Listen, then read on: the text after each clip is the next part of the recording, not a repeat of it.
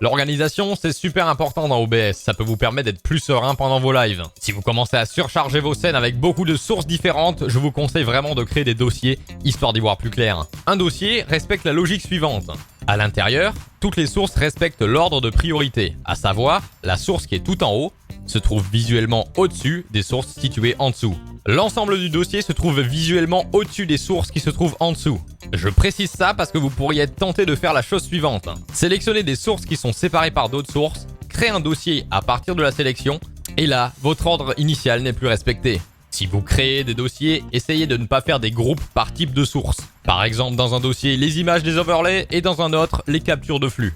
Faites plutôt des groupes par zone. Ce que j'entends par là, c'est que vous pouvez par exemple regrouper votre webcam et son overlay dans un dossier. Ce qui vous permet en un clic de désactiver votre webcam mais également son overlay. Pour les scènes, je vous invite à créer des scènes dites génériques qui peuvent s'appliquer à différents types de jeux. Moi, je me suis pas pris la tête, j'ai créé 4 scènes avec la webcam dans les 4 coins de l'écran.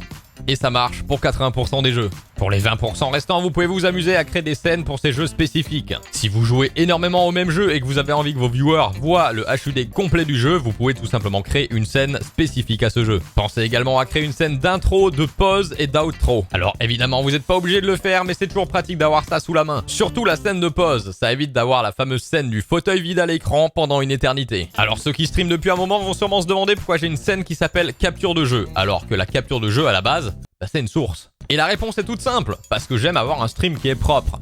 Je m'explique. La capture de jeu, je parle bien de la source cette fois-ci, permet de capturer, comme son nom l'indique, les jeux.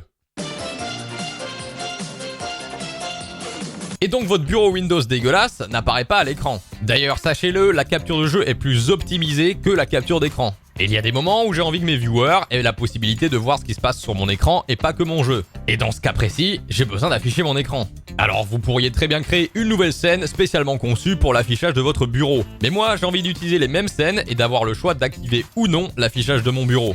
Bah oui, parce que moi je me suis amusé à me mettre dans les 4 coins de l'écran, je vais pas refaire 4 scènes juste pour mon bureau. Et c'est pour ça que j'ai fait la configuration suivante. Une scène qui s'appelle capture de jeu avec comme source au top la capture de l'écran désactivée par défaut et en dessous la capture du jeu. Ensuite, dans chaque scène, au lieu d'ajouter la source capture de jeu, j'ajoute la scène capture de jeu. Donc grâce à cette technique, je peux grâce à un seul raccourci activer ou désactiver l'affichage de mon bureau sur l'ensemble de mes scènes. Voilà, j'espère que grâce à cette vidéo, vous saurez dorénavant mieux vous organiser dans OBS. Comme d'hab, si cette vidéo vous a plu, vous savez ce qu'il vous reste à faire. Il y a tous les trucs qui vont apparaître en bas de l'écran. Si vous avez des questions ou besoin d'aide, n'hésitez pas à rejoindre le Discord. Et si vous souhaitez avoir un retour constructif et augmenter la qualité de production de vos lives, n'hésitez pas à vous inscrire à l'émission Twitch Me I'm Famous. C'est une émission que je produis sur Twitch. D'ici là les gens, portez-vous bien, organisez correctement votre OBS et je vous dis à la prochaine. Ciao.